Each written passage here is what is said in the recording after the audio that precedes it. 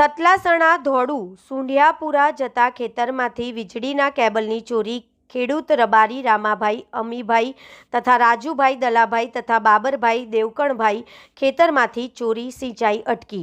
સતલાસણા તાલુકાના ધોળુ ગામના નજીક આવેલા સુંઢિયાપરા જવાના રસ્તા પર એક ખેતરમાંથી વીજળીના કેબલની ચોરી થઈ છે।